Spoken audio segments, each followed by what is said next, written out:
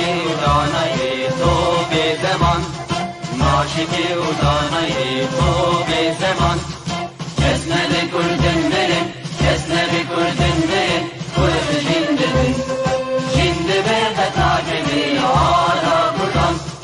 جنده برن تاجبی آلا کردن. هم خوردن رنگ کورو شورشی، سردکن کنادیان مدارشان، سردکن کنادیان مدارشان. اسند کردن برن، اسند کردن برن، کرد جنده برن، جنده برن تاجبی آلا کردن، جنده برن تاجبی آلا کردن. هم خوردن مریا و کی مثلبین، دیلیمان و پالیمان هر نشتمان، دیلیمان و پالیمان کرد و کردستان. اسند کردن برن، اسند کردن برن، کرد جنده برن، جنده برن تاجبی آلا کردن، جنده برن تاجبی آلا کردن. لاوی کرد را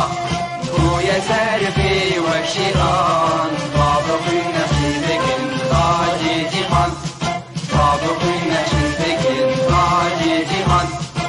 اسند کردن برن، اسند کردن برن، کرد جنده برن،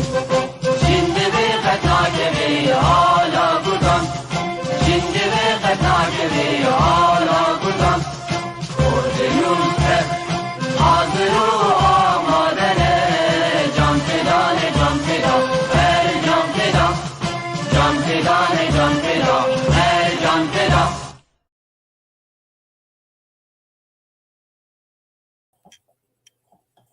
تماشاوان هجا ایوار باش بناوی خوا عبدالباقی حسینی بناوی یکیتی اگشتی نویسکار روزنامه‌وان کرد لکردستان روجاوا از خیراتنه بودکم. ام هیویدارن گویی شب ام خلکک خوش به هفر درواز بکن بابتک گرینگ براستی ام کسین کو دیش دروی ولات ام جیان دبن گلو روشا مچیه گل خالن گرینگ هنن درباری کردن مشختی ام گنگشه بکن به پروفیسورکی دوی واری دکار دکه ام کارن گلک برسا ام جهب بکن کنگی کرد جوالاتین خواه مشخت بون و بری بخوادان جدروی ولات بری خودان غریبیه ام دسپیکا مشخت بونا یکمین گو کرد جوالات خودرکتن و بری خودان ولات غریبیه ام بیگنگشه بکن. چندی کرد لأوروبا تفلی جواکا أوروبي بونن آنگو چندی انتگریر بونن انتگراسیون بونن ده هندره جواکا خوده همه ویجی بین زمان چندی کرد لدروی ولاد بسر کتنن یعنی اف کردن کو جه ده سالا لدا ولاتانن قالو چندی بسر کتنن دواری خوندنا خوده دواری عبوریا خوده دواری جواکی ده دواری درکتنا خودیا کشا کردی لأوروبا چندی بسر کتنن همه ویجی گنگشه بکن و بتایبەتی ئەمێ هەرن جەم کوردن سوێد ڕەوشاوان چییە ji ber ew belkî nifşên yekem yê gomeşextî bûbûn ji devî welat em ê dwarê siyasî, çandeyî, hunerî, sportî û komelayetî em ê va xalatevan bi mêvanê xwe yê ezîz re Dr. Osman Ayter em ê guftûgû bikin. Sêvîdarim Dr. Osman tu bi xêr hatî. نافخێرە داوی gelek spas êvar baş. Me gelek xal gotin em ê bi xêr û silamet em ê ez û te em ê gengeşe bikin bizberî wê em divê em silavekê li wî hevalê xwe li paş kontrolê bikin da ku baş guh bidime hevalê me yê helbestvan Ebdilxan Tîldarî silav û rêz bûvînin û em gelkî gelek spas gelek silav ji wî kek hevalê me hêjara çav em ê bîstînin. Doktor çend pirs me hazir kirine îşev em ê baş lê binerin wekî dijî hevalê me kesên gurme temaşe dikin ew eger ew jî pirsên wa hebin derbarê axaftinên doktor an jî derbarê pirsên gu em ê bikin ئەو ژی ئەمێ بەربچا بستینن وامکارن یەکسەر ji دکتۆر پێش لێ بەلێ شانێکێک هەیە ez dixwazim vê bêjim berî ku ez dest bi pirsê xwe ji doktor bikim kesên gorûpela min şopînin dema ku nîvsandinan dikin li wir komentarê xwe dinivîsînin eger hat û li vir derneket demek divê hûn herin rûpela ya nivîskar û rojnamevanan an jî hûn herin rûpela Peyv TV li wir binivîsînin vê wê dê demê komentarê we li ser ekranê derkevin. Va xwişka me yê Bonya Cegerxwîn û hemî hevalên hêja Yugoslavya jî mir û te re dişînin doktorê hêja me dixwest em berî ku ez dest bi pirsê xwe bikim doktor ez ê hinekî kurtejiyana te ji va kesê temeşevanan ez ê bixwînim ji bo baştir te naz bikin tu dibê çi Kerem ke destûrê te ye te pro tu sabê kurtejiyana doktor Osman Ayter di sala 1960 li Swêrekê li Bakurê Kurdistan ji dayîk bûye xwendina xwe pêşî û navîn li Swêrekê qedandiye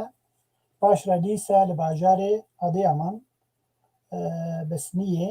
temam kiriye eger min navên gund û bajarê me şaş gotibe paş dikarî ji mir serraz bike tiştekî nabe wê demê de bi bo endamên dedeqede jî bi Tirkî tîpin bi Tirkî ne ango komeleya kulturî ya demokrat a şorijger ew jî wergerandinê bi Kurdî û hayî sala 1980 de bi malbatî jê Swêrekên çûne ber bi Mêrsînê ew jî bajarekî li Tirkiyeyê piştre li zanîngeha Diyarbekir Amedê xwendina xwe ya bilind kiriye di Fekolteya Tibê de Textoriyê de ne wayî doktor erê ew salekî min xwend dûra dev jê berda ez mecbûr mam dev jê berdem belê di sala 1982 de bû endamê KİP an jî ew jî partiyeke navê Kurdistan İşçi Partîsî Partiya Karkerî Kurdistan yani tamam belê ew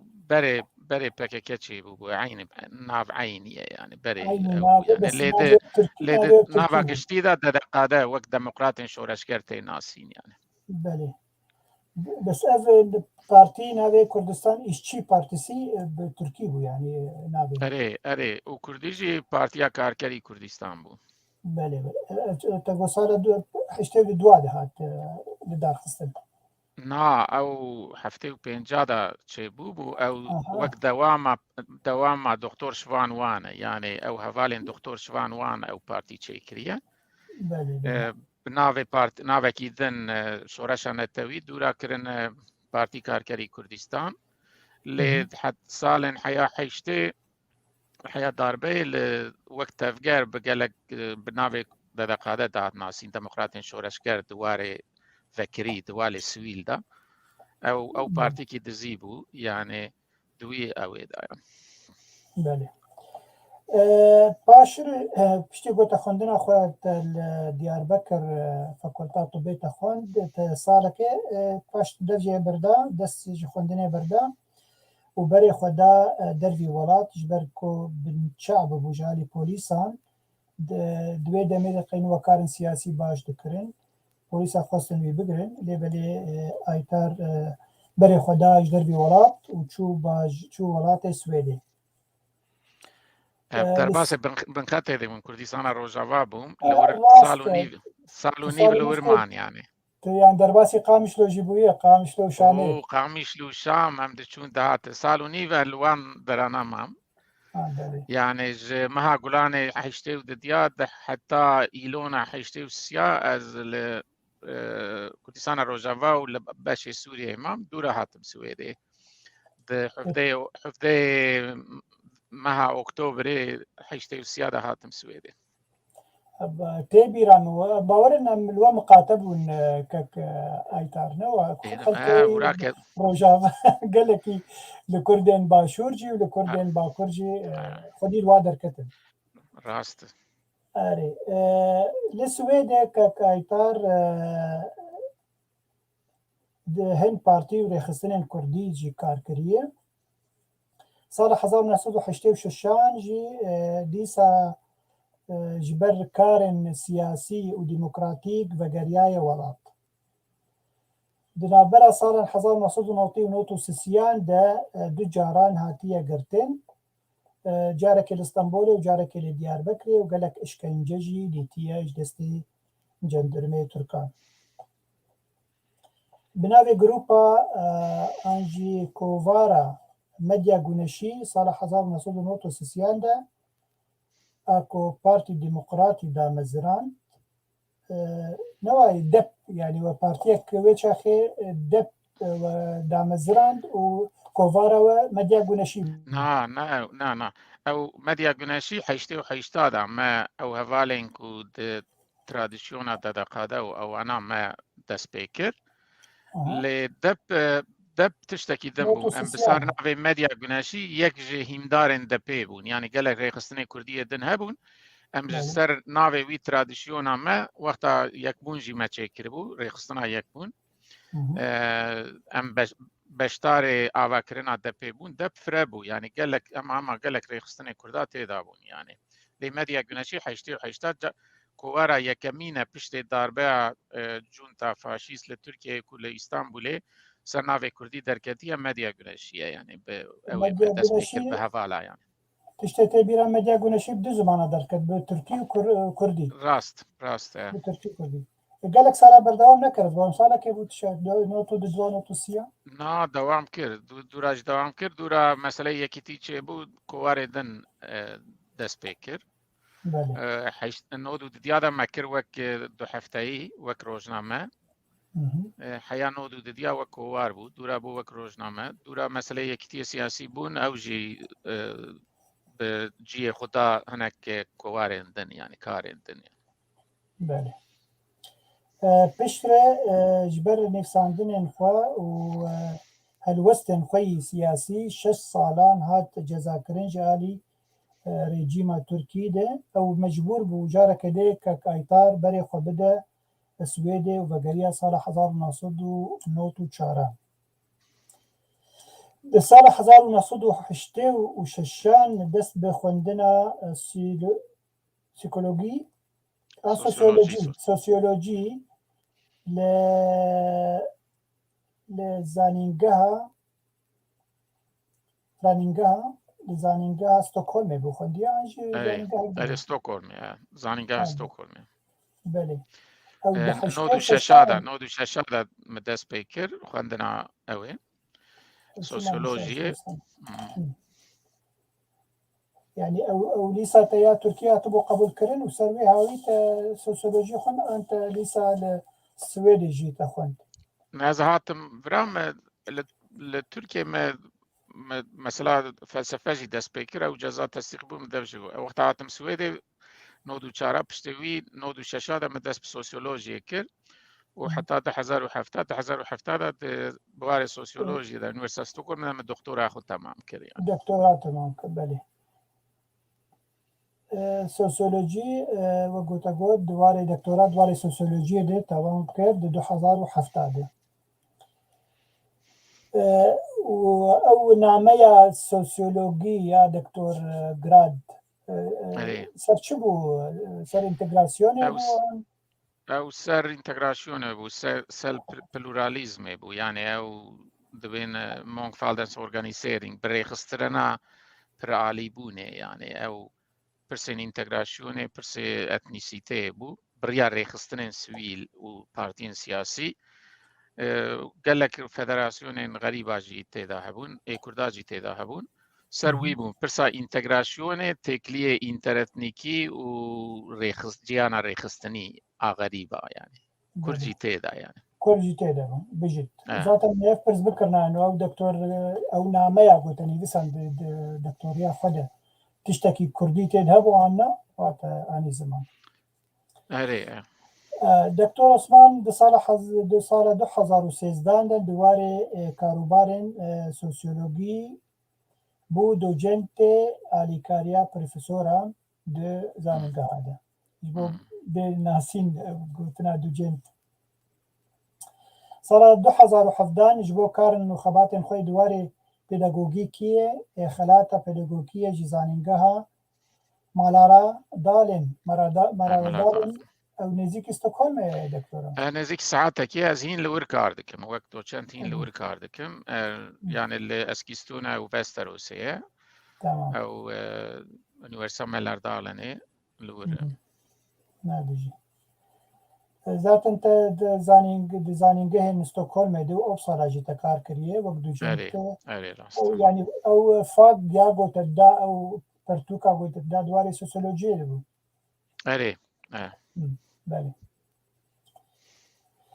Di navbera sala 1950-1998 bû endamê Komîta Kargêr a Nivîskarên Kurd li Swêdê û sernivîserê Kovara Çira bû. Yani yek ji redaksiyonê bû endamê Yek ji redaksiyonê belê. Baş e te mesela wego beriyana ji me got ew pertûkên te dwarê nivîsandinê te bû çend pertûk hene ne wa? Erê ew berê yani salên nodî da ew ser lêkolînekî ser bendavên ku ser ava Firatê û Dicleyê ew ê kir Tirkiyeyê çê dikir ew bendav û santralên elektrîk ser wan yan tesîrê wan li ser jiyana civakî û îklimî û ser jiyana tebîatê û jiyana xwezayê ew lêkolîna pêşî ser wî bû. Berê ew ê doktorayê û dûra kitêbekî li ser alayên Hemîdî û ew parastvanên gundan ku heştê û çara da çêbûn li Tirkiyeyê hember Kurdan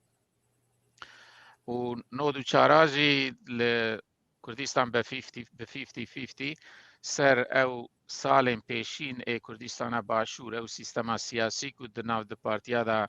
hatibû pêkhatin çawa dimeşe dîwarê siyasî da aborî da civakî da dîwarên cuda cuda ji heya ji nexweşxanê heya hepsê ew ê yani çawa dimeşe wek ez li wir wexta mam wek reportaj çêkirin ew kirin kitêb nod û çara da ew jî li Îstanbulê derket. Piştek wexta hatin bira êdî lêkolînên sosyolojî û ilmî û zêdetir bi zimanên Swêdî û îngilîzî dewam kirin lê gotar bi Kurdî û Kurmancî û Zazakî û Tirkî her dewam kiriye yani. Her jî yani pertûkên te yî taze hene me doktor? Erê pirtûkên ew ê hene yani êk Swêdî û îngilîzî yani lêkolîn yani berê yani ew raporên lêkolînê raporên ew ê derdikevin dipirsên civata Swêdê tevî te hineka da Kurd jî têda hene em bêjin zarokên bi serê xwe tên krîmînalîteye em bêjin di ser van tişta yani ser mesela pirsên întegrasyonê yani karên ku em bêjin meriv dikare pêşî li hinek pirsên civakî û siyasî bigire karê pêşî divê dezgeh çi bikin yani niha gelek proje hene ez dewam da kar dikim dewam dike yani bu wî halî lê aliyê de jî Kurdî em bêjin gotar û ew dewam dikin yani hinek ew wa da yani wek carna wexta mijara ew dikim dinivîsînim. Belê her bijî. Li vir te behsa zimanê zikmakî kir yê Zazakî. Li wir jî wekarek baş kirbû ji bo zimanên Dumilî û Zazakî û Kirmanckî we çi kirbû di wê demê de? ew grûpa pêşî vira vate dest pê kir ew ji bo zimanê wek lehçeya Zazakî li vir dest pê kir di destpêkê de têda bûn dûra ew xebat li Kurdistana Bakur dewam kir heta hinek kombûnê xwe li Başûr dewam kirin lê wexta hîmê wî li Swêdê hat avêtin yani ji bo ku mesela nivîsandin û bikaranîna Zazakî û Dimilkî zêdetir be yani. Destpêkê dest têda bûn lê piştê mesela kar û barê din û akademîk û wana ez wek dûr va dişopînim lê ew hevalên ku têda karê xwe pir baş dimeşînin yani. Gelek spas bi vî wesileyê wan hevalara. Belê destxweş. Doktor paşê tu derbasî gelek saziyên Swêdiya bû. Yek jê tu bo endamê Federasyona Sosyolojiyên Swêdê SSF û paşê tu bo endamê Sendîkata Mamostayên Zanîngeha û Lêkolînê re لسويدي اري راسته السولف او انا هنا اندامت يوم دوام دك يعني هر بيجي او تفيدي يك كارب ببينش بو كرداد دوا سنديكات هذا يعني مثلا كرداد يعني تبي وقت راسنا اللي جبوك اميدي بارچه کی ویجوات نه يعني کار یخو او یخو دویم بشتاری وان کارو باری وان بن يعني بوی پرسپکتیوه يعني ام بیجن وقتا مجارین کردی دبن او دبن مرو تین روزه سمینر آدا یا جی پرسکی او دبن وقت رخصتنه بروفيشنالينه يعني ام بیجن پیشهینه يعني اون يعني باشه دكتور ام هما تقريبا مهمي خالد جيانا تدا معاني زبان ام خوازم بيجن بري هرتشي بناوي خو ناوي تام سلاوي الهمي كسن كو جمرني ديسان بنسلاوي المدكن شب زماني كردي شب زماني عربي نظام عربي زانه انك يعني دكتور انتو نا يعني تاني او وقت على سوريا مان ام جبوك جانرم مشتا بكر نشتا اشقت ونزانم عديش ونزانم مشتي واد بتشوك او بنا لينا يعني زمانه وينا بله هوالي ما سليمان قروا اوجي يكي روج رمضان سلافة كرم جمو تفشينا عليك السلام ساتشاوا خوش كابونية موقو ما قلت قالك انسان هجاء سلافة كن سلافة ريج بوا تبا اما يدس برسي خوبكن دكتور تو آمده هاري كلامك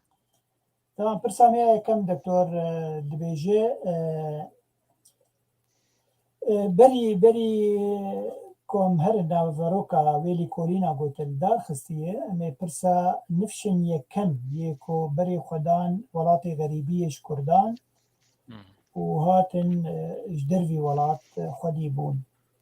بقلمبري وبتايبتي السويدي يعني او ديروكا وافد قريت شو صالي يعني جنيزيك بيه اج بينجي صالي كي بيه انز بهتره وكا چه زانياريت درباري بمسلي هم فرم باش گلک سپاس برسیفا وان بدم تخوازم بی ایرو روژا کوبانیه روژا ناونتوی دنیا کوبانی بوی وسیله از تخوازم سلاوکی گرم جبو خوچکو براین من کوبانیه قهرمان من کوبانیه ایکو همبر داعش قهرمانی نشان دان و چل کوبانیه دورا به چه پیشمرگه هاتن علی کاری کرن به اوی خو دستانکی از سلاوکی گرم لوان دخم دکم و ددوجی اولکی می سویدی دو جناوا مکوچ کر اولکی برتل سوز کرد پرورکت خوازم ویجی ببیر بینم ما سربست جراد گوت لباشور جی مابو محمد زکی ارمق بوی وسیله خوازم ویجی ببیر بینم وندایی کی جمال باتا ویره وزارو کارا سرساغی شوان پارو دکم وقتا وگرن سر مثلا سويدي يا اوي ام بيجن وك كيتلوي هاتنا كردا ام بيجن براني مثلا وقتا كاركر اي انادوليا نافين هاتنا لي بريوي ام بيجن ميرزا سعيد 1809 سياده هاتي سويد شريف باشا دور دبلومات ليفربويا وكرد سرناوي عثمانيا 1898 لور بویه محمد امی زکی دیروکسان او 1918 هاتی ورا سلیمان الکساندر کنوتاس 1929 سر کافکاسیا هاتی ورا اوانا وک شخص هاتنا اللي وک کتلوی او هاتنا مثلا بستاتيو کارکر وقتا انادولیا ناوین گلک کردین مین انادولیا ناوین هاتنا پشتوی سالن شستی دا هناك غروبين بچوكاتنا ام بيجن روناك بيرو اك سياسة مدار اك جبو سببين انتلكتوالي هاتنا ام بيجن سالن حفتي دا مثلا داربه وقتا چه بويا لتركيا هاتنا لبشه دنجي وقتا تيك چون چه بويا شر بويا ياجي آستنگي چه بويا لبشه دنجي هاتنا لپراني ام بيجن مثلا روجلات ناوین وقتا مرفدنا شر ایران و عراق و داربه ترکیه پرانی يعني سالين حيشتي دا كتلوي برهاتنا مزم بو يعني غروبي مزم بونه جخو ام بيجن كارو بارين جواكي وقتوه من وان سالين شيستي دا بس بكرنا ام بيجن بسويديا چكرنا قوميتا چكرنا ام بيجن پرسا كردي خوستنا بلا بكن سالين حفتي دا كردين هاتنا نزيد بونا او قالك كار كرنا ام بيجن كردين اناضولي وكار كراتنا وانا خواستنا وك جروب وكومل تشيكن بناوي كردا او بكن لتفاي وكري خستنين قشتي وكري خستناكي بخورت بميلكي اوين سالين حيشتيدا زيدا او بويا ام بيجن حيشتيدا ديادا فدراسيون تشي بويا ودورا ري خستنا دنشو بنا او بروسس وها هاتيه بكرتاي وقتا مرب بناو بكه بله قالك سپاس هوالکی پرسا پرتوکا تکر یا لسر کردستانی 50-50 گلو پیدا دبی عنا او دبیجه پرتوکا لیکولینا مامسته لسر روشا کردستانا باشور انجام دایی پیدا دبی و ام چاوا کارم پیدا بکن او پرانی یعنی ام بيجن وقت چاپ نوان نودو چارادا وبويا چاپا دو اميجي چه نبويا لي ام حول ددنكو يعني بوقت ديجيتال ورسيونا كي چيكن اسوس ددم وقت ديجيتال محل كده مي بلا بكن بريا واجي بريا يدنا بيجين يعني او سر روشا دسبيكي 50-50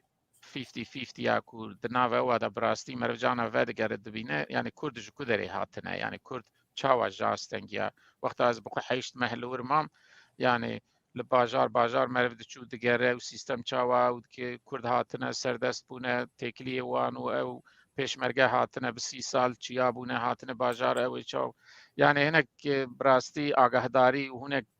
نيرين گلک سیاست مدار جدا جی هي يعني او يعني از وقت الديجيتال بو از امي بلا بكن يعني ويا داخ يعني او گلک سپاس دكتور تشتك هي بري دروجا لفل اوسلو بيرانينا بينجي ساليا كو كسن نفشن يكم جي باكستانيا هاتبون نفر آهنگا كجوار شكرن دوي دميده اجبلي باكستانيا ترك جي هاتن ودناوا تركا كرد جي هبون بري بينجي سالي او وق هاتن بو كار وقوتاقو مثلا جروبا يعني جروب المزن هاتن وبراستي جانا وقتا تبين هميد كانن بخوارناوا خلكن تركيانن وكوكا خوا باصلي خوجي كردن قالوا ولو تشتكي وهاجي السويد تشيبو ان بس النرويج تشتكي نا سويد تشيبو يا سويد يعني جروبكي مزنه و بان سال داويدا اكتيفيتي وان زيده بويا ام بيجن فعاليتي وان انا بري مثلا جيانا كوملاتي سال حفته دا رولي اي كردين كوي وقتي هاتنا رولي وان هبويا ودورا كوملا داجي او وك غروب رولي وان بربويا لفرجي مثلا دكانداريه دا تجارتي دا او بونا نسلي وان دو يمين سي يمين ام بيجن لفر مزن بويا يعني لفر نها وقفه كيوان هي ام بيجن بانسياتيفا براني اوانا كواركي دردكوي كردين اناضوليه بير نبون لتوايا اوروبا بلاد به يعني لفرجي عين السيستم يعني وقت تركيا هاتنا وقت ترك دبين وقت حساب او كرنا لي او كردين اناضولي او وقت بشكي جرينج للسويدجي جيبونا و د تفجرين او كومالين سويل دا رولكي مازنجي ليستنا يعني هربجي دكتور تشتك قلتنا خود قوت مثلا تراجه كرني انجي مشخبوني انجي دياسبورا كردين هاتنا دياسبورا قالك جلبن دياسبورا هنن ويلي كلنا خجيت هناك انين زمان قالوا تكارب استما شبانا بيجي شي جلبن دياسبورا هنن او لقولينه يعني او دياسبورا امبيجن ایک معجیرن يعني ایک شر درد که شر هندرینه يعني شر ناف دولت هذا يعني جبوك زرار دبينن اون غروبك اون اي د دولاتن كو امبريال كولونيال يعني بريدا يعني افريقيا روجلات نافين وتا كردستان جي مرف دكاره هم مثلا وك معجيري هي مثلا كولونياليزم جي بجبو كردا هي سيامين مثلا كار كده ايك جبو خدمتين مثلا چارمين جروبا چارمين ايك تجارت ايك كارسازن يعني بروفيشنالن اوتين پێنجاژی کەسێن مەسەلا کولتور دا مەسەلا کار و بارێ وان فعالیەتێ وان سینۆرێ وڵاتێکیدا ننە ئەو گرێدایە وی تشتی دەردکەون کوردام ئەم بێژن پرانی وەختە مەرف بنەرە مەسەلا معجیریە ئەوێک مەسەلا شەڕی هەندرین و کۆلۆنیال و ئەوانە و وەختە مەرف بفکرە ئەو کوردێن ئانادۆلیە ئەو مەسەلا ji بۆ کار هاتنە یعنی مەسەلا تیجاری و کولتوریدا یعنی ئەم بێژن هێژمارێکی مەزن تونە ناو کوردادا یعنی ئەو ژی هاتنە لێ يعني وەک کەسایەتی هەنە مەسە شەریف پاشایە ئەم بێژن محمەد زەکیە حەزەمی زەکیە ئەوانە یاوەنا يعني وەک نەگروبێکی زێدەنە لێ کورد پرانی مەرف دکارە بێژە وەک معجیر و مەسەلا کارکر و تەسیرێ ئەو ناکۆکی و پرۆبلەمێ کۆلۆنیالیزمێ یعنی مەرف دکارە وانە بناونکرد لە گۆر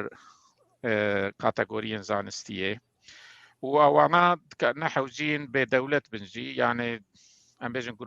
گروبێن بدەولەتچی بێدەولەتچی دەبی فەرقیەتێکی کووردا هەیە وەک ملت بێدەولەتن ئەو ژی ئەم بێژن تەسیرێکی لەسەر دکە ji bo wî mesela diaspora dikarin êk dewleta wan heyî jî diaspora bin lê Kurda piranî dişibe em bêjin ew miletên bêdewlet wek Yahudî û Ermenî û ewana ku sala derketine êdî welatê wan tune mecbûr mane li vir dimînin Kurda du aliyê wan heye yani mesela bêdewletî û diaspora ketî nav hev yani دەبێ وەک کوردێن دیاسپۆرایên ku bêdewletiya wan berçavayê yani meriv dikare wî halî binav bike. بله سپاس gelek دکتۆر yani ana Kurdê me heger em pêxin tasnîfê de diva 4-5 beşê gotin kesên diaspora em cûreyên babetên diaspora piranî di kîja sinfî de ne Piranî di ew de macîrî dane yani êkî ji ber zilm û zordestiyê ji bo ewlekariyê ji bo qurban nebin dijberî û problema da ew hatine û digel wî duyemîn ji gruba duyemîn êk li Anatoliya navîn hatine yani Kurdên Anadoliyê wexta salên pêncî da şêstî da hatine û li Almanyê ew pirin yani ew mesela pêncî şêstî da ew jî pir bûne ne tenê Swêd êk mesela karkir hatine lê Swêd dikarin bêjin bêjim yani wexta meriv hejmar bêje êk macîrin êk em bêjin ji bo problemên siyasî û kolonyalîzmê hatine piranîne piştê wan gruba karkirtê lê Almanyayê em bêjin Kurdên êk bikar hatine pirin yani ewana meblaxekî pir mezin e demakî dûr û dirêj yani heta ku Kurd nebûn qwet wana yani kesî nedixwestin wana wek Kurd jî nîşan bidin niha em bêjin bi 100,000 Kurd li Almanyayê dibên dengê me heye rêxistin çê dikin û ew dikin yani meriv dikare bi wî halî ew bike. Baş e doktor pirsa me ya eger em bêjin siya bigûrî ev qa Kurd îro li Ewropa henin û saziyê wa çêbûnin zaten min û te me li Almanya hevdû dît di kongera Diya Kurd an jî Konfederasyona Federasyonên Kurdî di baweriya te de ti kesî wek şopîner wekî sosyolog têkiliya Kurda bi hev re li Ewropa çil welatekî û çil hemî Ewropa çawa derbas dibe têkiliya wan xurt karin pêşerojê Diya Kurd durist bikin an jî kêm û kêmasiyê wan kin û kêmasiyê wan Navdewirda em bêjin cudabûnên siyasî xwe li diasporayê jî nîşan didin em bêjin cudabûnên ki li welat li parçeyên welat di navbera rêxistina de heye ew xwe tesîr li Ewropayê jî nîşan didin em bêjin di welata da em dinerin cana sê-çar federasyon hene em bêjin dikare federasyonekî belkî piraniya rêxistina heye lê federasyonekî din di dinarî rêxistinekî din e federasyona sêyemîn rêxistinekî din e mesela yekîtiya diaspora wexta meriv ew aliyê siyasî bifikire tesîrê ew têkiliyên siyasî li welat tesîr li diasporayê dike lê tiştekî eşkere heye كردين دياسبورا نتني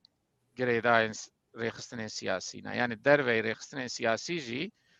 مبلغ کی يعني هجماره کی مزن کرد هنه او انا مثلا کومل چیکرینه دا کومل دا جی گرتنه دا دگل کو اندام ننن دکارن دلیوان یا جی تکلی وان بر رخصتنه کی رهبه لی راست ام بیجن گریدای رخصتنه کی ننه يعني وقتا مربي بشيس دياسبورا سياسي بفكرة تسير لور او دكا ام بیجن وقتا مرب ناف بكا ام بیجن لكردستان ام بیجن بارتي ديمقراط يكيتين اجتماعن ام بیجن PKK يعني گورا خو تكليه وان لأوروبا جي ام بیجن گورا خو خورا ريخستن چيكرنا كومل چيكرنا او چيكرنا لي هناك جي بهفرا چيكرنا ام بیجن للسويدي فدراسيون هي ام بیجن براني ريخستني پارچين كردا تيداي لي ام بیجن عالية دلخواز و عالية PKK ام بیجن فدراسيون وان هنا دماكي كردين مين روجلات فدراسيون وان جدا هبو دماكي كردين كونيزي يكيتين اجتماع بون فدراسيون كي وان جدا هبو يعني دوردا بلافبونا كي هي اللي جانا وسيلة دبا بوناجي للسويد جي جانا وسيلة بويا دينك تشتادا برانية وان هاتنا برهاب لمثالين كو حمو ورن باهف مثالين وها بركيمن يعني او مثلا روجافا وقتا ايريش كر اتكارن بيجم د 30 سال داويدا جارا بيشي حمو ريخستنين سيول و سياسي هما يعني سدي نود و بنج بهفرا مشيان يعني بشكريا روجافا او ميناكي كي بلكي 30 سال داويدا جارا يكمين بو يعني دل دخسكو بلكي او زيادة تربه يعني دور دا بروبلم هنا اللي أسبقوا جشبينم يعني وقتا مرف جعالي خو قاوا باويجا دخوازه بهفرا كار بكه مرف هناك آستاقياجي دكاره جورتي راكه يعني بس ام بكاربن ام بيجن رخنه ماجي ام بيجن تكليه ماجي برا آواكر و دوستانه به يعني نرشو سبيوه يعني نتيجة كردستان كي دن تونه يعني بله اشکره ماتر يعني تشاد زانم فدراسيون دما كوتي انا واكرين ج كوملن سيفيلن ج كوملن جواكينن دوري واري سياسيين دا كوكاربن او جيرو لكي بريزن باراليل بتفقرا كردي سياسي اش دربي اوروبا چما دي ساب بارتيين ما خوتي كليفا فدراسيون دكن وتخوازن هر یک جواجی باری خوب بکشینن و تکرم کرد تاگو PKK فدراسیون نوی جدا هنن کردن روجهلات تایبتیه کوا هیه فدراسیون وا تایبت چما هزرکی کردستانی هزر ناک چی نرینا توق سوسیولوگی سروایی هري او يعني ادبين بربسياري وقت مرف بنره يعني تبي يعني مرف دنره الدياسبورا دبي كرد زيادتر نزيه يعني ليدبين بربسياري دكبر جيسا سر ريخستني من سياسي يعني او كلتورا من سياسي ريخستني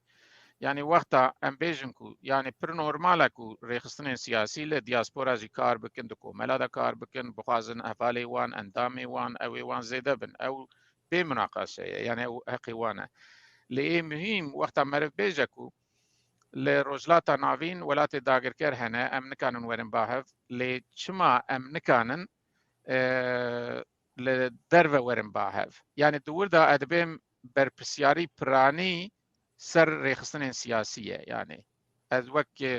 ام بيجن وقت جيانا كمينة سياسي ودور دريجي هي يعني بري او مثلا ليكوليني اوي يعني ادنرم وقتا مثلا وقت ناف بدم يعني از جدلي خو بيجم وقتا بارتي يكيتي ام بيجن PKK و ام بیجن پارتی دموکرات ایران کردستان روجلات ام بیجن روجاوا ام بیجن پارتی می رخصتن می وقتا بهفرا بیجن کو تبي ام دياسبورا بهفرا بن تحمل بكن او التسيره كي مزن بكار او جيرو بر باشتر يعني لي وقتا مرف جانا بيجا برا بتشوك بمبا ياجي دبي كنترولا مدابه از يعني نتشوته يعني حقي هر بارتي كي هي الدياسبورا جي خورا كوملكي تشيكا ريخستنا كي تشيكا ريخستنا خو تشيكا لي وقتا مرف دياسبورا وقتا بفكره قال لك إنسان هنا نزل يعني أم بيجن نري خستنينا مرف دكار باواكي سويل وانا ري خستن بك بهفرا يعني أو دكاره أو مرف جانا دبين كونفرانس وكونغرا نتوي وأم بيجن چار پارچه أو أنا أو توفين بتشوك دكارن دياسبورا إداج دست بي بكن يعني أم بيجن ممكنة ريخستني ما تكليب مجبور بهنك دولة رجلاتا نافين هيا رجلاتا نافين نكانن ورن باهف أو لي أم دكارن باواكي آواکری و دوستانه ام بیجن لدیاسپورا بکار بر کلتوره کی وها دینن او دکاره بلکی تووین کنگره کنفرانسی نتوین پیش روزه جی باویجه لگور باوریا مه و دوردا تشتكي هيكو دوی مرف تحمولي هف بك يعني النحو جي موك هف بفكرن نا يعني از بيجم كك عبد الباقي ابني رينا تأد قل ننم مثال يعني نيرينا ما هو بر مودرنا بر تشتكي أوى لوقتها از بيجم هما رشو سبي بنر مسألة هما بيجم تشج دفع مورا دوي حالي نابع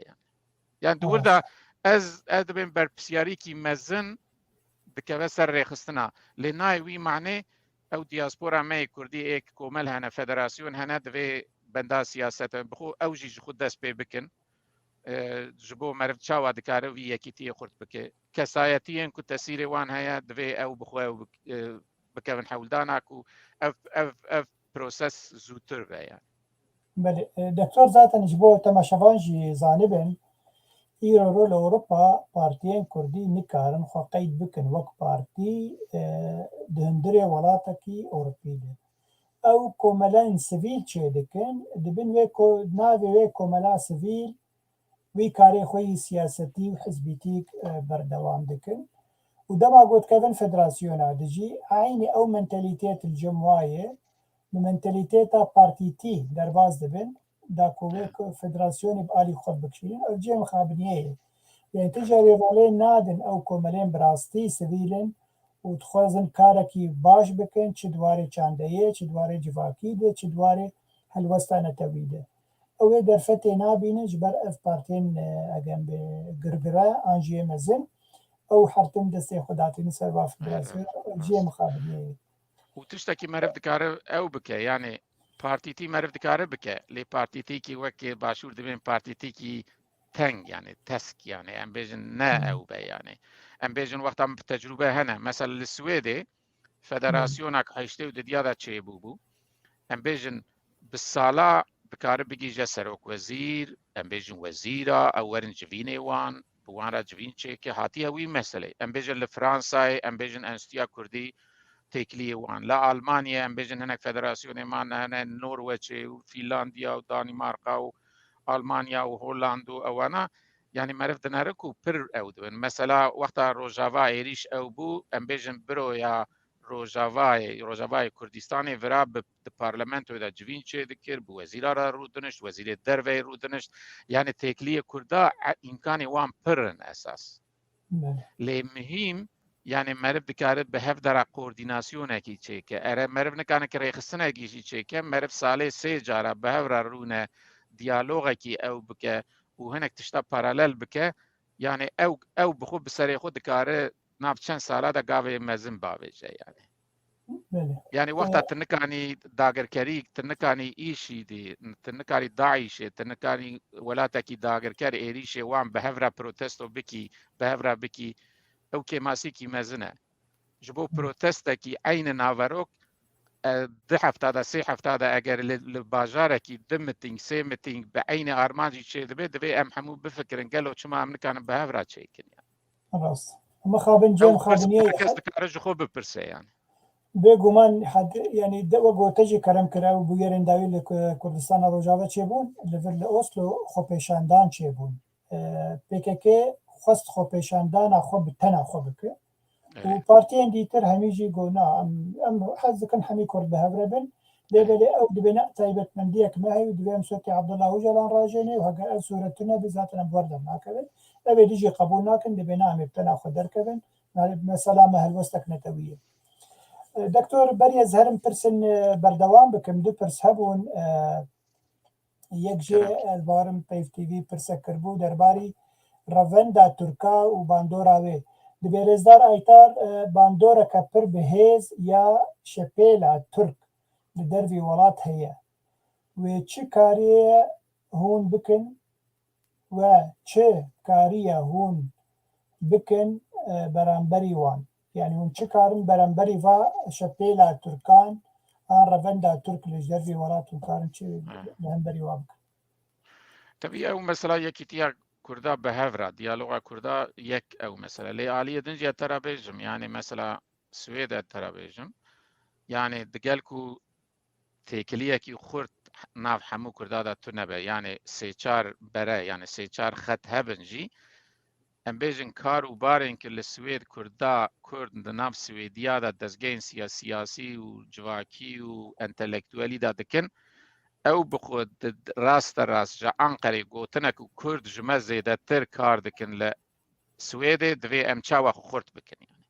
ام بيجن دولتك بمليون برا خرج دكا هر ام بيجن امباسادي وان هي اوي وان هي دقال ويجي يعني دقال ويجي ام دنرنكو كرد لفر دياسبورا كردي لسويدي ادكارن بيجن پر دياسبورا تركا خورتره يعني بس لألمانيا برباشية قال وان كيماسي خو ببوري مقول ألمانيا خورترن أو قال لك ترب كمان برلمانتير و قال كرد جيور باشنن ورا كرد بيحس يعني كرد زيدتر مثلا بري ألمانيا ام بيجن كرد يعني زيدت نفس ألمانيا دا او هجمار زيدة بو يعني ناف كردا دا جي ام بيجن لألمانيا للسويد ام بيجن د پارلمنتو اذا هجمارين كرداين كو حيانو عاكتن پارلمنتو ایک د چاپمنی دا هنه ایک سیاست دا هنه اوی هنه يعني جي تركاجي جي ايرانياجي جي عرباجي زيدتره يعني وردا ام بيجن دسكفتنه مزن چبونه دگلكو ام بيجن چافكانيين جدا بنجي يعني او مهمه يعني بيگومان دكتوره مبين سروا خالين سويد تايبتي و پرسا خوشکا مبونی اجگر خوی جد بیجه چه قاسی باندورا ریخستنن کرد وک فدراسیون و کملاین لسر جواکا کرد لسويد هبو آنجی هيا اري اتكرم باندورا ريخستنان و فدراسيونان و كوماليان لسر جواكا كرد اري او يعني بري زيادة تربو يعني او سبب اكيد يعني ام بيجن بري ام بيجن جيانا ريخستني كومالاتي كردين سويدي دا جي فدراسيون دا ريخستنا دا ام بيجن چوين هاتنا كومالايا متينغا فعالية او زيادة بون لي پشتی او مثلا گلوبالیزم و تکنیک و تکنولوژیا انفورماسیون و اوانا او بو يعني نتنه ناف کردا دا سويديا دا جي غروب دن دا جي ايدي او بابتن بري تسيري وان لاواز بون مثلا چوين هاتنا كوملا كيم تربوية ام بيجن فعالية سرناوي كوملا كيم تربوية چونك نها نتورك زيادة تربونه مثلا بريا سوسيال ميديا بريا تكنيكي يعني 5 انسان دكارن ناف ساعات كده 10,000 انسان درخين كولانا يعني يعني مثلا للدنيا وبويا دور دا تشتكي هي يعني مثلا او بروبلم دناف ريخستني كردا دا فدراسيون ريخستني كردا دا مناقشه بيا قالوا امي تشاوا بكاربن لغور شرطين ايرو كارو باري خو بغهرين او بويا مجاركي بقالك سلام مناقشه كرنا قال حودان جدانه ل برمخابن نتني كردا او غروبين بيانيه دنجي او هذا داجي دور دا هين بروبلم هناكو ام جيانا جواكي كوملاياتي خو نكاري بيا وشرط نو تربكه يعني لي حولدان هنا داخواز هنا پر انسان دخوازن وان تشتا بكن يعني يك سبب كي جي اوه يعني نتني برسا كردايا مثلا امكان نويا مثلا بفكره ابنها ام وقت تلفزيون او دكن بري في 6 سال خيال كسي دا تشتكي تنبو يعني راست نها مثلا سوشيال ميديا بيغمان رولك قالك مزن لستي اري مثلا نها امدنارن شنو خبرتي بقى اري مثلا سال النوديدا حد دسبيك ده هزاري ده چند تلفزيون كرتا هون نها وربويكو يعني برد هر ريخستنا سياسي هر كوملاكي حتى هر جروبكي بچوك خورا دكاره وقت قنالكي تلفزيوني سوشيال ميديا دا او بكي يعني نهات وقتا بيجي ناعم فقرن او كوملا بري واندامتي ونزانم ورا او بيجن كو دفي امريه نود ببينن يعني مثلا مسألة فيسيس كم تربون مسألة ديجيتال بلكي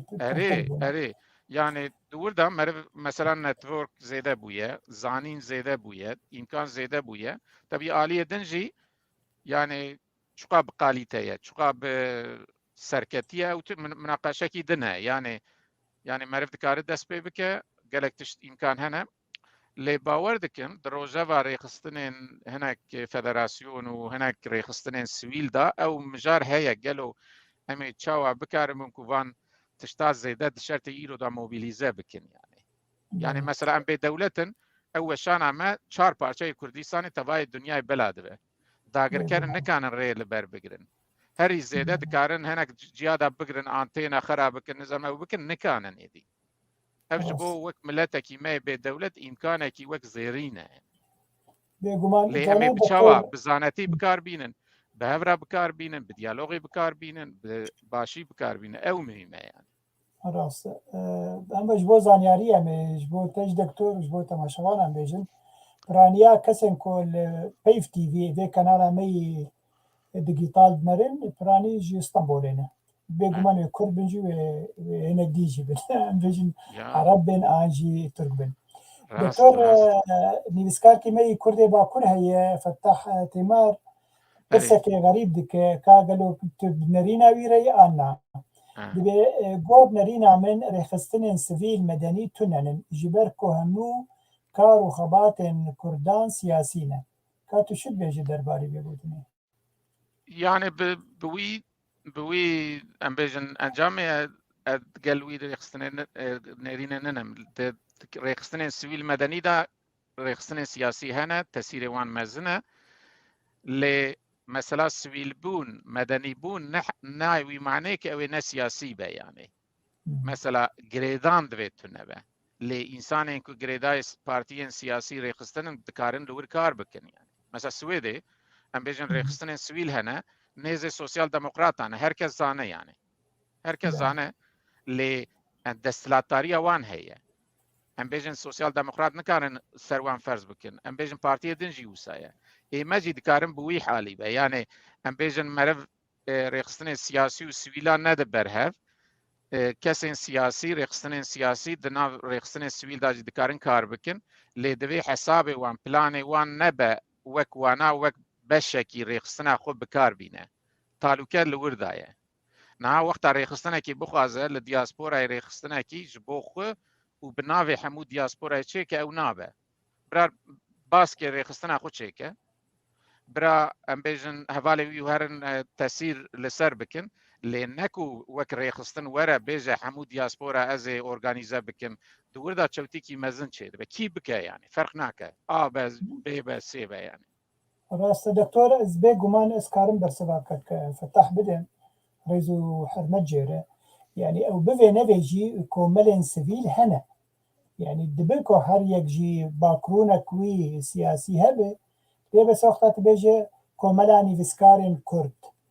دي سياسة دورا خو نماتي دبينه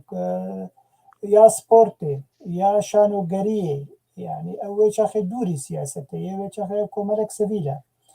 هوالا ما جوهار مامو او جي برسك درينك كر او جي هالبزوانة كردي مي صوفياتي بريد بهتا همي كومل فدراسيون كردايا دياسبورا بهفرة لوبي يا فرمي وكا تركان آوانكن سركفتنا مزيدنا با مخابن ريزو سلابو جنابه تشد بيجي درباري نراستي يعني او مسلاك ديالوجا كما قول لوبي يعني ام بيجن حولدان تشيبونا للسويدي جي دماكي يعني قالوا مرف نكان ام بيجن لوبيه كي ياجي ديالوجا كي نابرا حموري خستنا دا تشيكا قالوا هناك تشتاب بهفرا تشيكن برا هناك تشتيقو بخوا وبكن او مهمه دور دا دوي يعني ام زيادة تربه هفرا كار بكن تبي شانسي ويجي اوه يعني مثلا التركا ام بيجن عليكي برا وعليكي ام بيجن قادرو وقالك تشتاز صرف تكن ايراني گورا خو عرب گورا خو كردا دور دا ايك دولتا او دكن تنا ريخستن دكارم وي والا هي دولتا تجبكن اي ريخستن جي دبي بيوانا كي وان هبه دبي نبا برا بچوك به يمبه برا يمبه السدي سد كنترول بكم برا يمبه آلیه دن گرک بیجه کو اجی تیدا بم ام به هفرا بن برا او خزمتا ما حمیا بکه دورجی يعني وكيكي مقو يعني تبي جريداي هنا ناكوكي سياسيين كل ولات لبارشي ولات هنا اوجي تسير دكن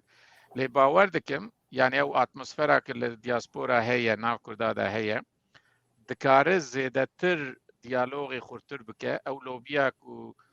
وش كما دبيجة دكار ويا خورتر بكا يعني مثلا بيجن نهاد ديا كرد هي خوازت تشتا بفنك فدراسيونات شي دكا نکار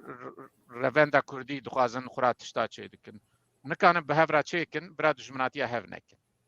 هر بيجي بله يعني بيجمان او سحاج حميارة فكرية راست برا دجمناتي نكن ايرو نکانم به هفرا کار بکن باوریا ما هي او السبب به هفرا کار بکن يعني بيجمان چونکه کردستان کی ما یدن تونه کردستان کی هي چهار پارچه تشتکی دنه يعني ام نكانن هرنجي كيدن او بكن دقال ويجي ادبيم يعني قال لك كردين دلسوز قال لك كردين كو هرتش تكن كو دقال ويجي مثلا وك مثالك مدا نا نورويجي ام بيجن بوزيسيونا كردا ام بيجن دجوان ما كتم بارلمانتو ايداوي يكجي كريما خوارزي ما او جي تيدا كاچا ما يكيدنجي للسويدي حيانها ام بيجن حفت حيشت انسان كتنا ود بلديا دا د ولايتا دا د بارتيا دا د كومنا دا قال كردنا يعني كبر كاري باشي دبن لي مهم ام بكاربن بر بسياري سياسي جي او ريقستن سياسي جي تيدا فدراسيون كي هيجي شقا خنيزي هناك انسانا بكنجي دبي بيجنكو يعني ام دبي بهفرابن يعني ام يعني مثلا جانا دبين ام يهوديا وارمنيا وتشتكي دنا يعني براستي ناف ارمنيا ويهوديا دا دكارب بمجاركي دن يعني ام جوان هناك تشتغل جدانا يعني ايوان تشتكي هيك الدنيا مثلا مثالكي بيجم ريخستنا قونسيا يهوديا الدنيا دماكي دورو دريج دولتا اسرائيل اندامي وي قونسيا بو يعني اندامي وي قونسيا الدنيا بو يعني وقتها اي ما ام تشتكي دستي ما بيجم برا الدنيا قش اندامي ما بالدنيا قش بمرا قريدايبه او ترسيويه يعني معرف بكاربه بيجاكو كرد جبارت هر پارچه مزن برن كرد دوزا كردي ام بيجن دي اوي كردي ج يكو ريقستنا مزن تره دبي مرور بفكره يعني او حميقهم بزدكن بالسياسي سويل ام بيجن دي مسلكي او انا دا معرف وقتا ور بفكره وقتا تبيجي كي برا مزن اي ما حميابه ازي پارچه كي ويبم چما نابه جانا هم خوازم پارچه کی دولتین کولونیالیست بن یازی بوان رابن لی ام نخوازم پارچه کی بهفرا يعني پارچه او یکیتیا کما بهفرا هي ام ایوان بن يعني مثلا براتیا گلان ام براتیا خو کردانا خوازن براتیا گلان دخوازن اري نهات مثلا تجمن بپرسی براتیا هری خورد آگلان گریدای چوقا براتی و خوچکیتیا ته هي مثلا دور دا خوازم تشتكي جي مقاله كي جنفسان بي مرف نبيجي براتي تاني مرف بيجي براتي و خوچکیتیا ما كردا بخو شرط حمو تشتيه تو وقتا خوچکو برانني ناف خدا تو وقتا دجمناتي ناف خدا بي تهري بهنا كيدن راروني او تجدي ناقره حياة منفعات وان هبه او دكارم بلكي تقداري بكه يعني امي بهنا كارا خوشكتي براتي بكنجي دفي بري ام اللي خوفا جارن بيجن شقا ام بقرا خوشكو براتي دكن يعني تزاني دكتور تيرو تشتكاني بارا من سر انستغرام دي صورة بلاف كربون كردي مي باكر يك جي بارم تجي بلاف كربو سر بلاخوا هن كردن دبيجن هون لكو خودي دبن او دهندري كردستان باكرن دبي ادفر كردستان هم ولاتي خو خودي دبن كچك هدفي دبيجي سيرت اري كرد لي هنن لي بلي تركيا اجبر او دوزا ما في قلاندك يعني خدوري نتوا خودك دوزا ما في قلاندك ازدخل مانيبيولاسيون جي برنا ترى بيجم جارنا مثلا قوتنا كي او بلادكن يعني مثلا هناك انسان ازانم يعني جانا قوتنا خويا داوي جي نابيجن يعني ايه مهم يعني مثلا تجي زاني ام جيزانن يعني جانا مثلا ياشار كمال بالسالة ناف ادبيات تركيا دابو هنا كسايتي ناف تركيا دابو للداوية سالة يخون لكردات ياخو فقر يعني جانا ورد به مرف دبه سیستم کی دینکو ایک جی سرخبونه جی دخوازه ایک جی دخوازه جبو دوزا کردی چوپکی کورکی بچوک زی راکه بکاره بوانا بگی جی نهف در دیمه اوه يعني نرش بسالا تزانی يعني لباشور پارتی جی یکیتی جی دگوت اوتونومی جی راقی را دموکراسی جی کردستان را اوتونومی حیا ما باکور ما دگوت چما وردکن چما سرخبونه حتى مام جلال جانا حنكي تقول يعني خاصم لوجي قلت قوتي متن الدلي مدى هي من كان بيج لي وقت الروش هات وانا رفراندوم تشيكر يعني جبو ويزي يعني تبي مرف بيوانا كي تشيكر ايك مثلا ما في زمان تاني دباريزنجي ايك ما في مروفي تاني جبو كردا دباريزنجي حياد ايك دولة تخازن بكارم خوش كبراتيا وان وقتا ما بكاري وردا ديالوغا كي تشيكر امي زيادة ترسر كيفن يعني بێگومان ادي مثلا مسابقه ننا كي قوتني توجد به وقتاوي ننا يعني بێگومان دکتۆر gelek pirs henin û taybet hevalê me Xelîl Abdulqadir paş re me pirsî vegerin ez xwazim li ser lîkolîna te ya derbarê dîaspora Kurd li Swêd taybet li Swêd em li ser warê rêxistinî em biaxivin li ser warê çandeyî li ser warê sportê hunerê siyasetê یەکۆیەک wan li ser biaxivin ez hez dikim hinekî wilo tiştemaşevanin şerove bike wê lîkolîna xwe û çendî zanyarî tê de henin destpêkê mesela rêxistinên Kurdan li Swêdê dema berê heta sala 2021 çend ev rêxistin hatin li darxistin hegem bêjin sazî organizasyon çalakî yani destpêka wê gelekî xurt bûn û gelekî çalak bûn tamamen wek got xwişka me boniya jî got û bandora we gelekî li civaka Kurd li Swêdê hebû îro ro çendî rola wa rêxistina mayê ew rêxistinên nû taze çê dibin an jî na ew rêxistinên kevnin ciyê xwe girtinên û bandora we baş hebû li ser gelê Kurd li Swêdê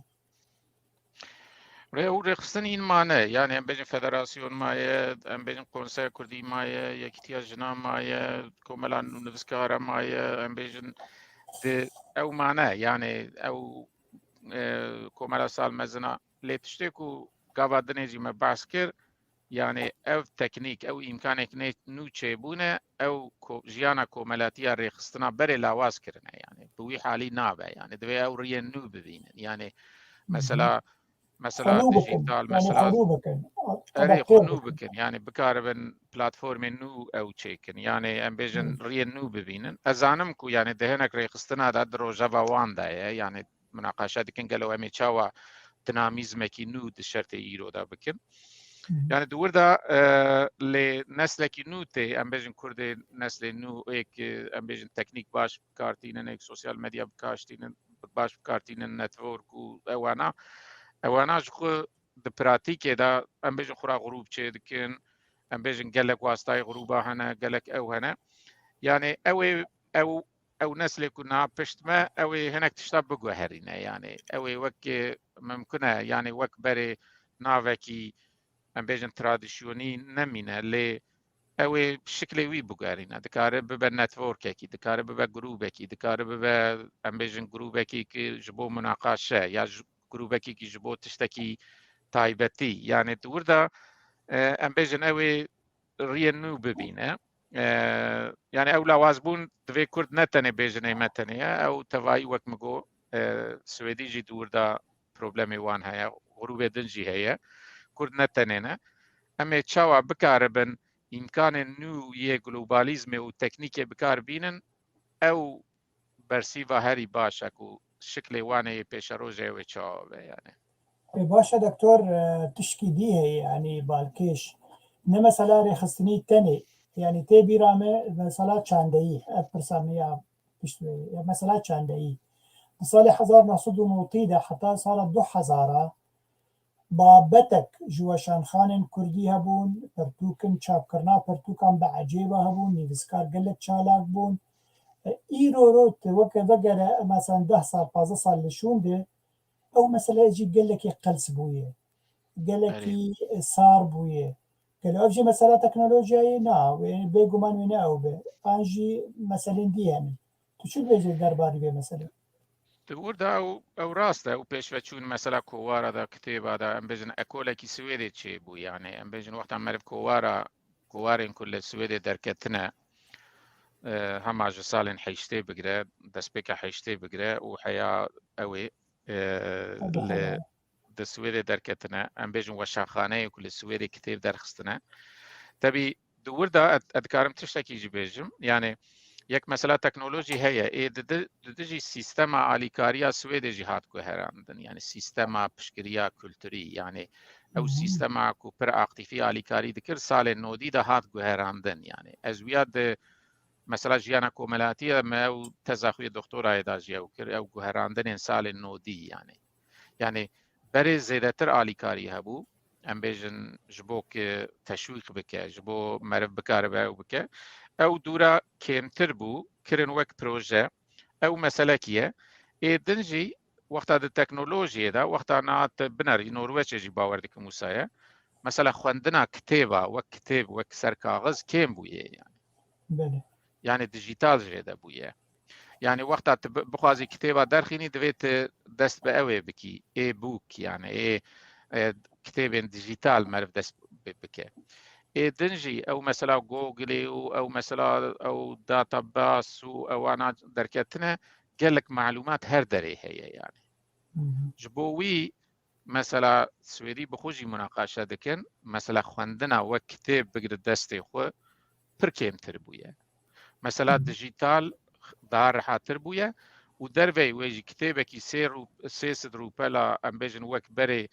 em bêjin teknolojiya heye Facebooka sosyal medya Instagrama nizanim Twitter'e nizam televizyon û ew xet hene yani malûmat bi her alî tên yani ez dikarim bêjin salê nodî da ji bo kowarekî elmî me maqalekî me ji kitêbxanê bigirta me biçiya wanayê biçiya ji arşîvê ji magazîna xwe derxista baniya roja din me bigirta me li wir kitêbxanê kopya bikira dîsa paş da bida niha dikarim bi hezara gotar carekî da nav nîv saetê da bi 10,000 gotar di databasek hene ewana da bibînim yani ew îmkan jî haniye yani di wir da jî divê guherandinekî ew çêbe yani bawer dikim yani interesa bala xelkê kêm nebûye lê wek kitêb 200 rûpel 100 rûpel wek serkaxiz bigire û notê xwe binivîsîne û bi qelema xwe ew ê wî li gor berê kêm bûye yani ma yani ew jî şert guheriye na neslê me heyştê û sisiya da wexta em hatin cara pêşî hatin Swêdê de mesela BBC çavkanîkî din tu nebû rojê 15 deqe Tirkî weşan dikir me ew gudarî dikir cana noçî dikir me digot li Kurdistanê çi dibe yani BBC Tirkî diriya zimanê Tirkî de belê erê yani niha wexta bifikirî yani tu alaqê wî tune cana meriv tişta ji zarokê re dibêje ji bo wan meriv dibe xeyal e yani dibên ew ji ku derê yani wexta ji bo wî ew guherandin çêbûye bawer dikim yani însan alî întelektûelî xwestina wan enteresa wan kêm nebûye lê îmkanên nû çêbûne na mesela tiştekî dibîse divê Googleê da dineri gotinekî dinivîsîne tu dinerî 10,000 pêşniyar tê wexta pêşniyarekî pêlê dike di wir da jî 10,000 din tê rast e yani wir da jî divê meriv bikaribe yani erê yani di wir da jî wek adaptasyonekî lazim e karema te pirsek min divê warî de heye yani gelo çendî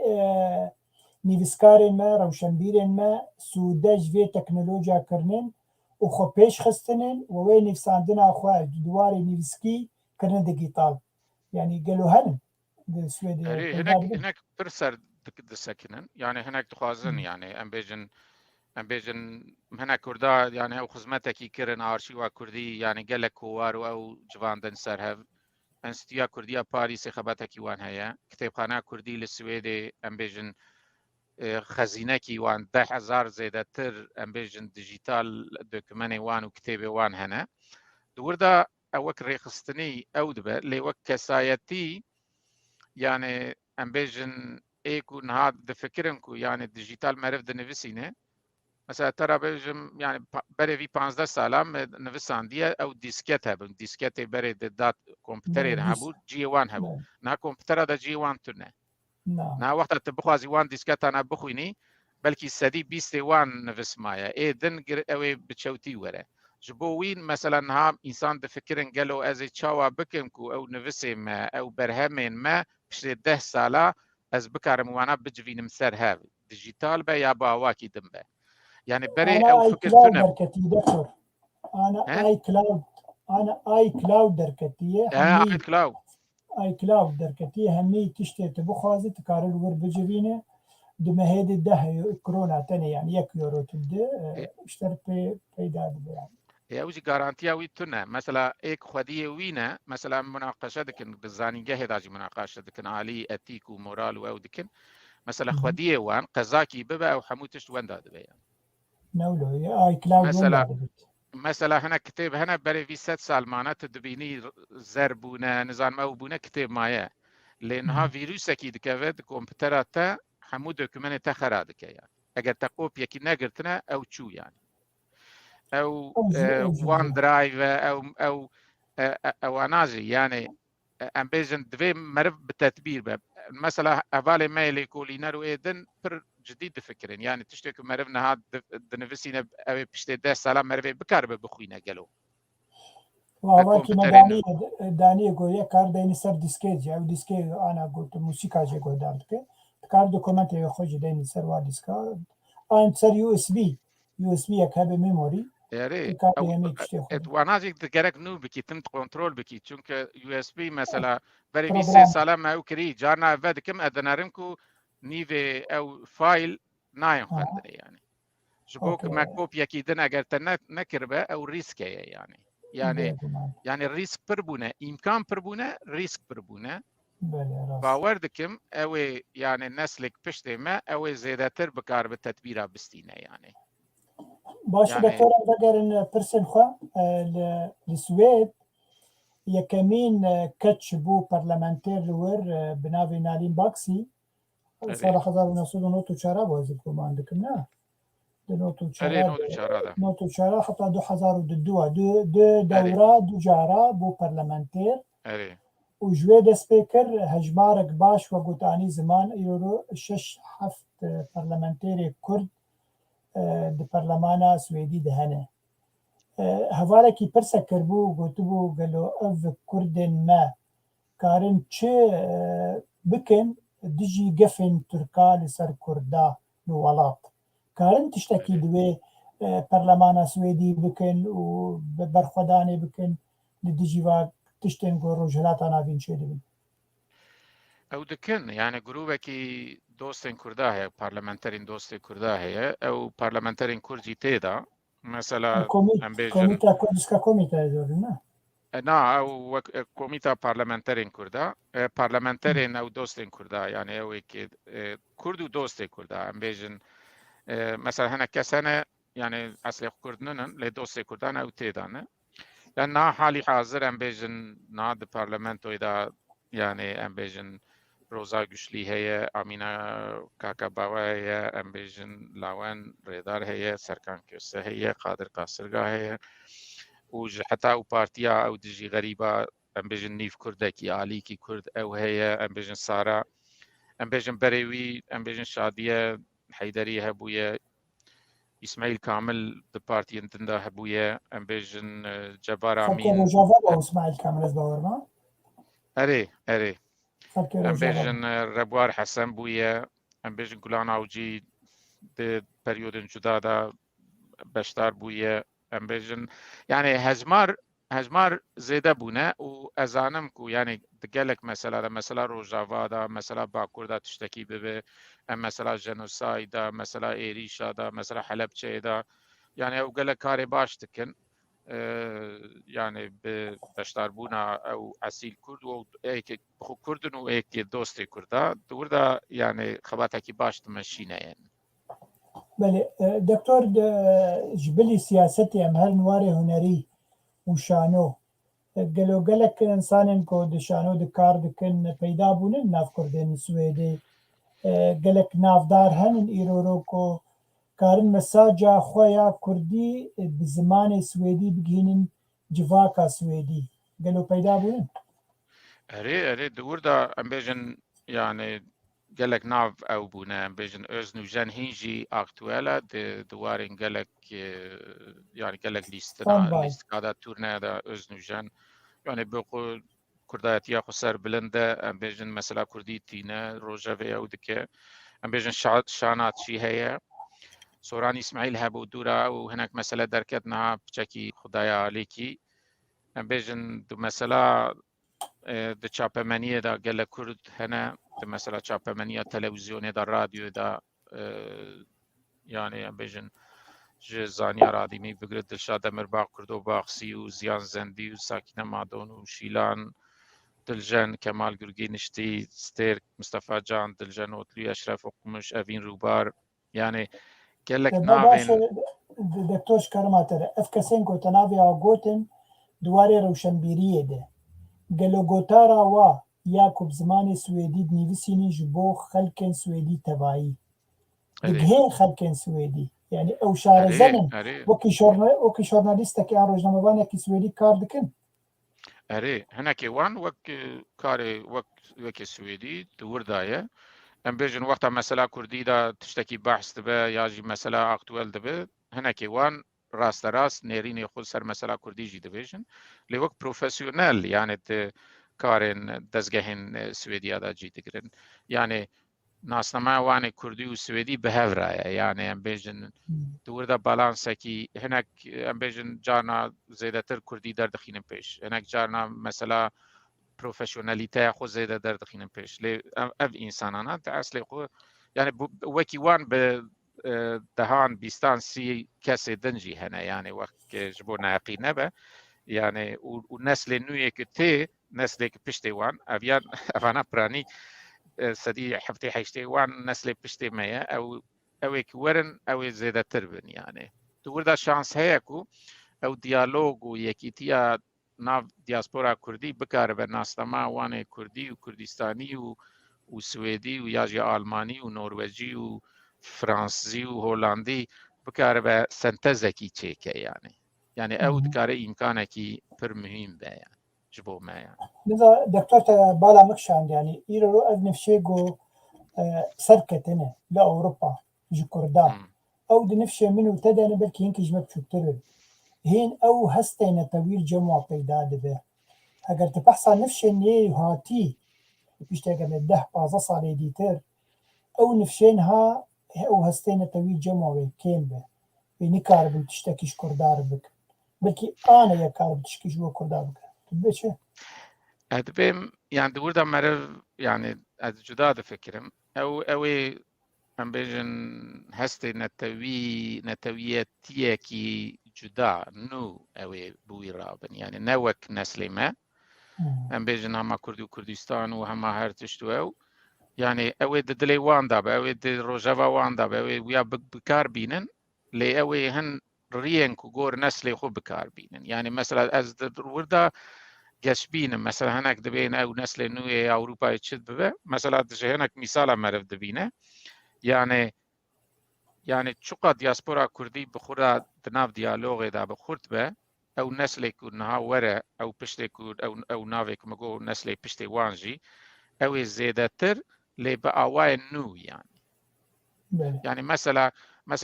روجي صد جارة بيجي كرد وكردستان لي تحاول نديكو دوي جواتك تتيدا تسير لبكي بكا بيورا لإنسان را تيكلي ديني بوان را بدي فهم كرن معناوي تنا يعني تشتكي دلي تدا دمينة حرمتها جي حرمتها لي دوي مرف بكاربه مثلا يعني دوي زيادتر مرف بكاربه بزماني وان بنفسينا دردي خو بيجا يعني قوتنا بيجا أو بيجا يعني دوردا أدبم يعني ناسنامكي نتويكي نو جن ياجي مودرن از ويا ور حساب دكم او يا نلا وازبونكيه تشرتي خدا يعني اوي باوكي شكلكي نوبه يعني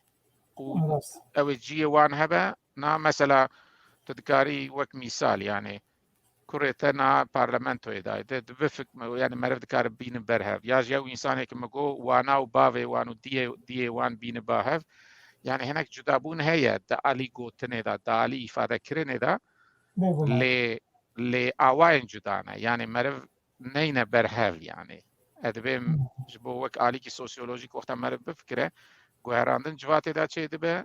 دنیای دا چه دبه ناف نسلا دا چه دبه نا نسل ما و باو دیه ما وكبه يعني نا بيقومان نا هر نسل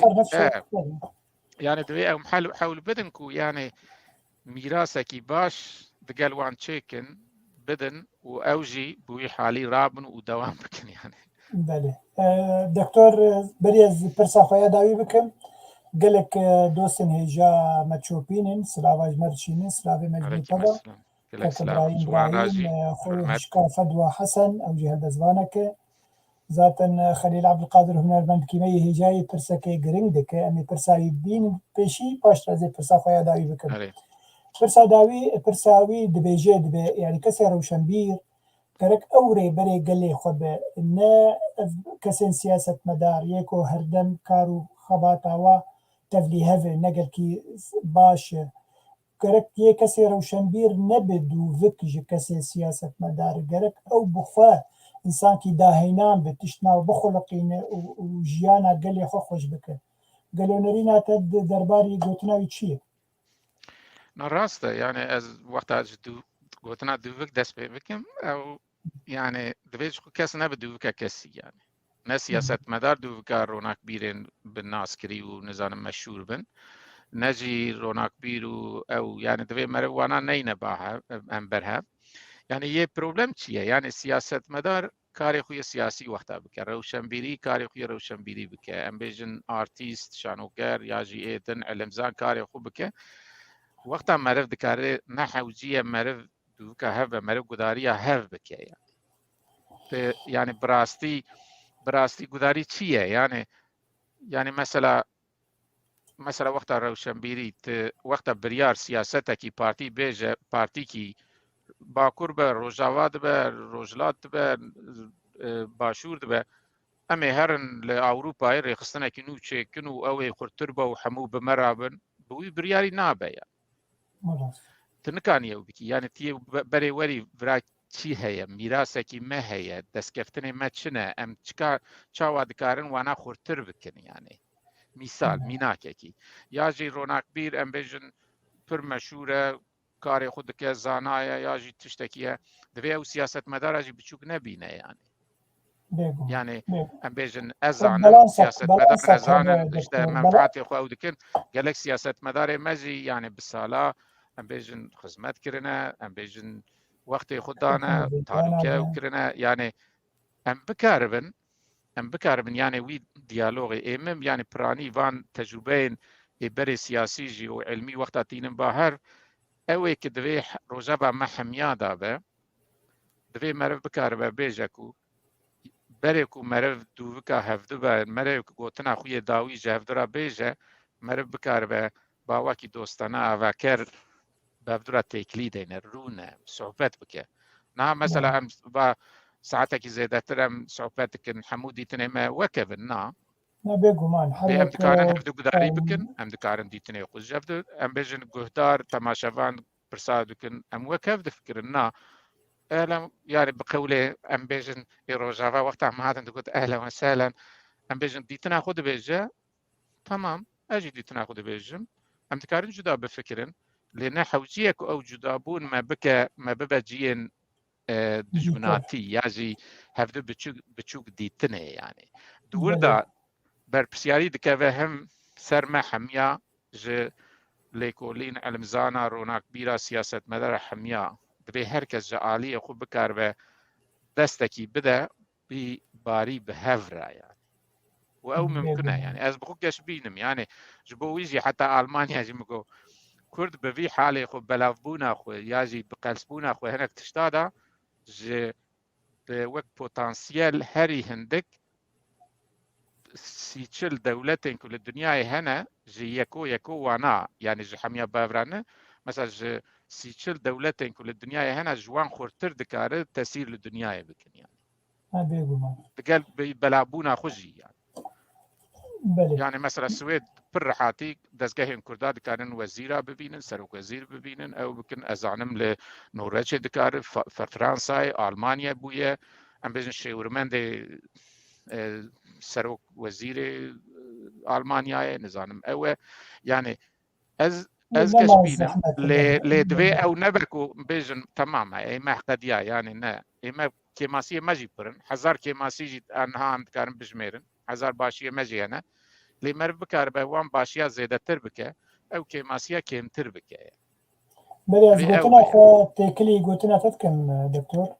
كو كسي روشنبير وكسي سياسة مدار كارن تشتن هفبش ببينن وكارن بهفرة بكن جبو جواكا خوا عن جواكا كرد لبيشكبه دكتور برسامني داوي يعني انا خلكي ما يجدر في ولا دبيف خلكي اوروبا كتن خيرا خوديده كتيبي خود شعب دكن دبن شانو غار دكبن برلمانتيرا حياتك جانا خوش دربازكن قالوا بروبلمين كسن لدياسبورا خوري دبن بروبلمي واجوتنن في چكار بيجي درباري بروبلمين كردين لجدر في ولاد خوري دبن فرمو او بروبلم جي يعني ام عالية ام بيجن دسكفتنين وقتا دياسبورا ام بيين عالية دنجي ام بيجن نفوسا كيما دناف دياسبورا كردي ده هزارة انسان ما هنكو ام بيجن جبر سبب جدا ام بيجن امكاني وان چه نبوي نكتنا ناف سيستمي نخوشي هيا ام بيجن دروي سيستمي مانا چكرنا سرنكتنا ام بيجن ده ستاندارد هری کم داده جین ام بیجن ده هنک جیادا ام بیجن نسل اوک ناوی موان دا ده پیاسی ام بیجن ده ناوا جوات دا جی گرتنه آلیه دنجی ام بیجن به هزارا جوان هنه او هنه ام بیجن ده ناو غروبین او دا یا جی پیش رو جوان خود تارید بینن ده مثلا سویده دا جی یعنی ده ناو وان غروبين او که تشتي كريمينال او انا دا هنا بشكي وان كردجي يعني عين تشت المانيا هي عين تشت نرويج هي عين تشت فرنسا هي او اليكي اليه ما دياسبورا دنجي يعني لي اليه ما امكانات چقا خورتربه او ديالوج خورتربه او اليه كيماسي الي بسيكولوجيك بسيكوسوسيال او ممكنه بروبلم وراجي كيم تربن يعني انسان خو هندك تنه بحيث بكن انسان خود تنه هندك مارجيناليزا حيث بكن هندك بامكان حيث بكن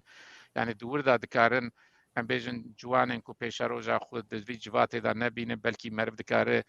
بريك او بكفن ناف هناك بروبلما مرف بكاره بوانا ريل بر بگره يعني تدبيرن شو وقت هاتوي نقطه دفي مرف تدبيرا بستينه اللي دفي مرف تدبيرن اي بيشيه يعني بريكو بروبلم دركه مرف بكاره واناجي بگره دور دا شانس دياسبورا كردي پره يعني بخوجي بدزگهن وان دولتا جي دزگه مثلا السويد جي ريخستنه ما بدزگهن السويد كو منو يگشتي شانس هناكو وانا بيشتا ببه يعني باور دكم عينتش لنرويج جي هي المانيا جي هي يعني دور دا يعني نتني امرشو سبي بنارن يعني او آليا سركفتنه ما هي آلية قلسية ما هي اك سرنكتنا كيماسي و ام بيجن ستاندارد كي هاري كيم دا دجين لي وقتا ام بهفرا روحا كي دياسبورا كي خورتر بهفرا ديالوج او بكن او دوي واري اي كيماسي دا جي بروبلمي هندك بن يعني قور باوريامه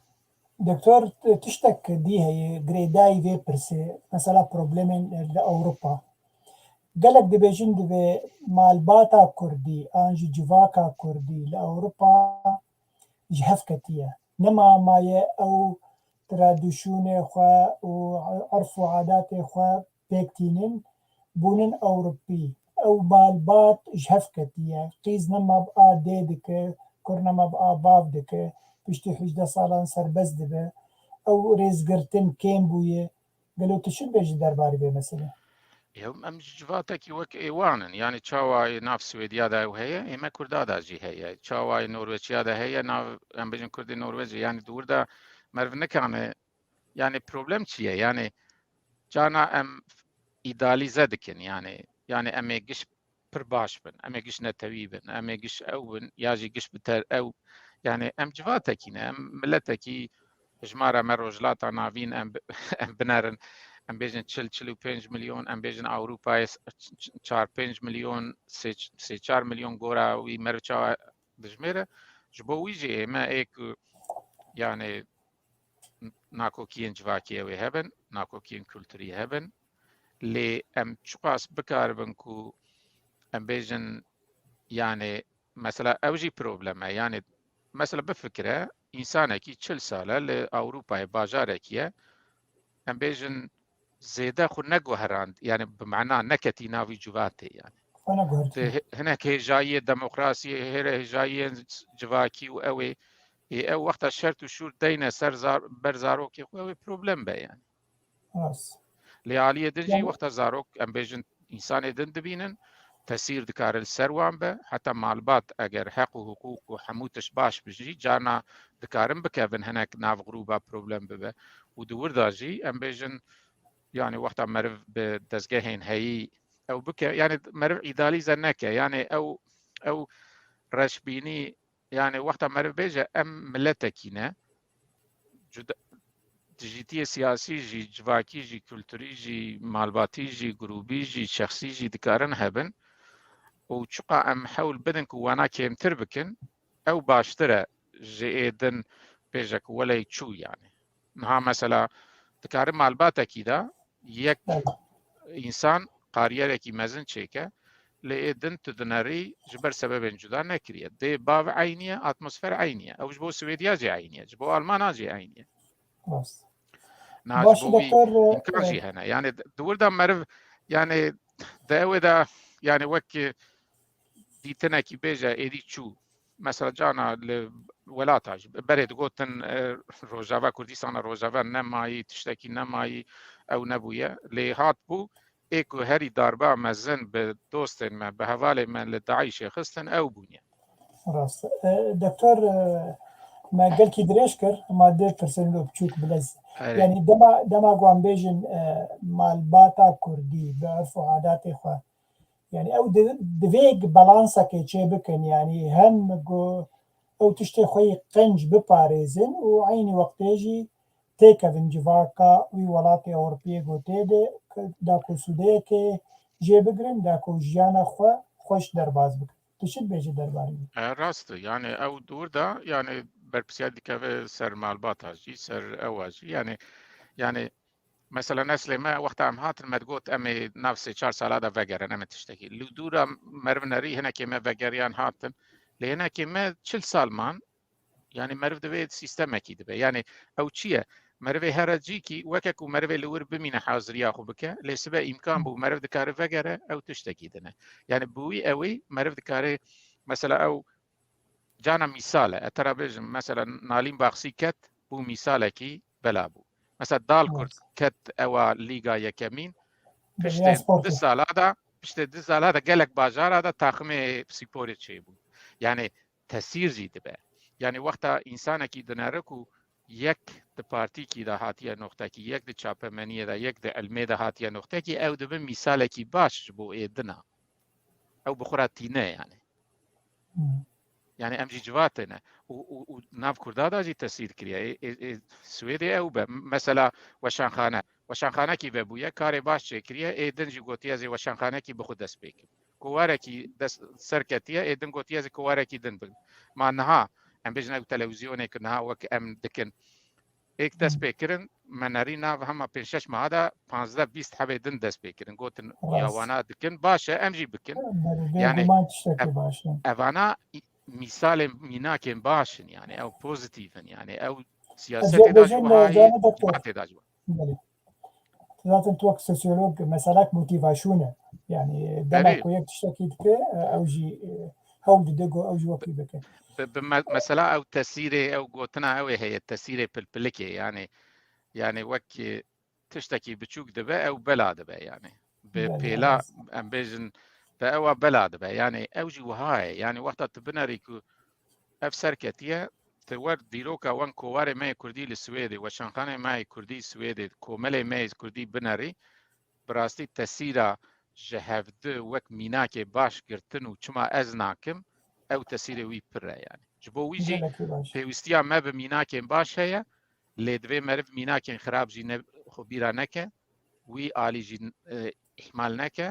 او میناکه باش دکارن وی آلی خراب و کماسی جی کمتر بکن اگر ام بکارم به هفرا دیالوگی که او ئەو تشتێ باش پڕتر بن بەێ دکتۆر دپرسن بلەز بەعربی هاتی نویساندن یەک جێ خۆرتەك ناوێ مەکرم لە عیسا بەریا نەوزاد تشکەرەمە خۆرە و مکرم العیسا بوو چ بوو مەکرمە العیسا ئینزان مەگە کوردی تێ دگەیان ناوی عربیە اما بيج تشتكي ئەو دبێژە مەسەلا جودابوونە نابەرا کەسن ڕەوشەمبیر ئێم بێلایانە یعنی نۆیترال و ناف کەسن ئەو ڕەوشەمبیرن یە گۆگرێدایی مەسەلەن بە پارتیاە ئەو کەسن نۆیترال ئەو کەسن های وژێ هەیە گەلوکارە ڕۆلەکێ باش بلیزە هیچ بۆ گۆ جوواکە خۆ پێش بخین پر رولي وان پر يعني مثلا ام بيجن يعني رونا كبير نحو جيه بسياسي يعني رونا كبير يعني انسان جي يعني بكاربه جارنا تشوتي ريخستنا ويجي بكلا امبر دركبه يعني ام بيجن روشنبيري جي سياسه مداري جي ام بيجن هناك سياسه مدار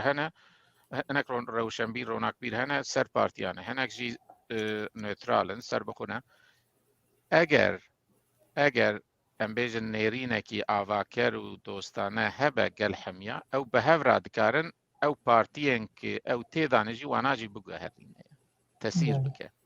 مثلا بفكرة از يعني ام حمو يعني بارتي كي نيزي خو هيستكن دي بارتي نيزي خو هيستكن لي وقتا تشتك مرف ببينك و كيماسي هيا مرف رخنا لبارتي خوشي بقره يعني مثلا السويدي ناف سوسيال ديمقراطا دا بعد 3 سال غروبه كي دركتيا ريفورميست يعني ناف بارتي دانه جوینا چه دکن رخنه دکن پیشنیارا تینن او دکن لی تجاری گوتنی گران جفدرا نابیجن يعني او كولتورا يعني كولتورا دوستاني آواكر يعني او بكن خو تنكاني بيجي ولا دوی روشنبير گریدای پارتیاجی اندام پارتیانا بچما روشنبير دکار اندام پارتیا بجي لی مهم بکار به يعني بهلوسته خو رابون رونشتنا خو به دكاري خدا بكار بجارنا يعني كيجان معقولة نا معقولة ويا أو بكار نقور بارتيا خو بفكرة يعني تو بيوان لورداية بله دكتور هجا هوالا مزگین حسكو سلاوا بو مچينه دبي مجارة قلكي بالكيشي وابوهم قنقشة دكن سلاوا رزبو أو جهل بزوانك ما يهيجاية قلك برتوكي قلك سباس پرسك اوجي هوالكي من نابي نوزاد درويش او جنفش نو هاتيه اما چند سالي واي نو هبي تازا خلقي مي روجاوا هاتنن بالطرسة دبي ايرو روها نفش انا قوم هاتنن ام بچن سر كوچا خويا داوي زاروكي ملفر نما تعلاقة واش كردياتي هي او ببن اوروبي تشو بيجي نا يعني بوي حالي هنا كما أو بكاربن يعني جوانجي إيدنجي يعني بيجنكو ولا أزيدي يعني وك مجو يعني أو نتويتيكي يعني ناس نمكي نو أو شيء بدوان جوان هذا يعني بلكي نين بمرانين لدكارن بأوين دن علي كاربن جوالاتي خو يعني دور دا يعني أموك نوك يهوديان نوك أرمنيان نوك أوانان اللي ام دكارن قالك درس وعم بقرن يعني مثلا تجاري مثلا جارنا قوتنكي نزانم انسانكي ما هاتيه كارسازه انسانكي ما المزانه انسانكي ما هاتيه روجنامه فانا ياجي سياسه مداره لجيكي بلنده يعني بلكي وك باوي خو ياجي بري خو خوجكا خو قوتني جران يعني هر روج او ناكه لجارنا او بقوتنكي بكرنكي دكارت تسيركي مزن لي بك يعني دور دا دبي ام بيهيفي نبن يعني از يعني هر إنسان ما أوي ممكن أوي خدور بخينن أو ريسك هي لإنسان أجر وك ما رابون رونشتنا وك نسل من نبا أم نبيجنكو ما وين ذاكر ما لا خو خراك جانا حوال دبين ولا يزارو كما وهذا كن دبين شو ولا دبين نا بسكنا أو نسلك يدنا أم نسل بري خو بنارن يعني